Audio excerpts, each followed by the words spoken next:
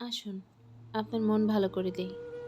ধরুন, হঠাৎ আপনাকে একজন ডক্টর রিপোর্ট দিয়ে বললেন, আপনি আর মাত্র অল্প কিছুদিন বাঁচবেন। আপনি ক্যান্সারে আক্রান্ত। ঠিক শেষ পর্যায়ে আছেন। এটা শুধু আপনি জানেন। আপনার পরিবার কিংবা বন্ধু-বান্ধব কেউ জানেন না। এখন এই রিপোর্ট পাওয়ার পর আপনি বাসায় গেলেন। প্রতিদিনের মতো আজকেও আপনার বাবা আপনাকে বকাঝকা শুরু করলো। তোকে দিয়ে কিচ্ছু হবে না। সারাদিন কোথায় কোথায় থাকিস? তুই অকাজের ছেলে, ইত্যাদি ইত্যাদি। মধ্যবিত্ত বাবার যেমন কথা হয় আর কি। আপনি কি প্রতিদিনের মতো আজও আপনার বাবার সাথে তর্ক শুরু করবেন?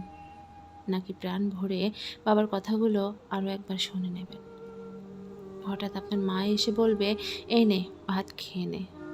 তখন আপনার মনে হবে, এই বুঝি আপনার শেষ খাওয়া। আমি তো আর বাঁচব না। আপনি পরম তৃপ্তি নিয়ে খাবেন। মনে হবে এটাই পৃথিবীর শ্রেষ্ঠ খাবার। আপনি বাইরে গেলেন। পুরনো এক বন্ধুর সাথে দেখা হলো, যাকে আপনি মোটেও সহ্য করতে পারতেন না, যার সাথে আপনার কথা কাটাকাটি লেগেই থাকতো। আজকেও সে আপনাকে কিছু কথা শুনিয়ে দিল। আপনিও কি তর্ক শুরু করবেন? না না না, আপনি হয়তো তাকে জড়িয়ে ধরবেন। বলবেন, দোস্ত ভালো থাকিস। প্রিয় এলাকাটা একটু ঘুরে দেখবেন। দেখবেন আর ভাববেন, এই বুঝি শেষ দেখা আমার। প্রাণ ভরে দেখছেন। আপনার চক্ষু শীতল হয়ে আসছে। হঠাৎ আপনার মনে হলো নামাজ পড়া উচিত। আপনি দৌড়ে মসজিদে চলে গেলেন। আজ কোনো দুনিয়াবি চাওয়া না, আজকের চাওয়া শুধু ক্ষমা। আপনি মন ভরে ক্ষমা ভিক্ষা চাইলেন। অঝোর ধারায় আল্লাহর দরবারে কান্নাকাটি করলেন। মরার আগে খাঁটি দিলে তওবা করে পরিতৃপ্তি হলেন। আপনি যা দেখছেন তাই ভালো লাগছে, সব কিছুই অসাধারণ। কিন্তু আপনি থাকবেন না এই পৃথিবীতে।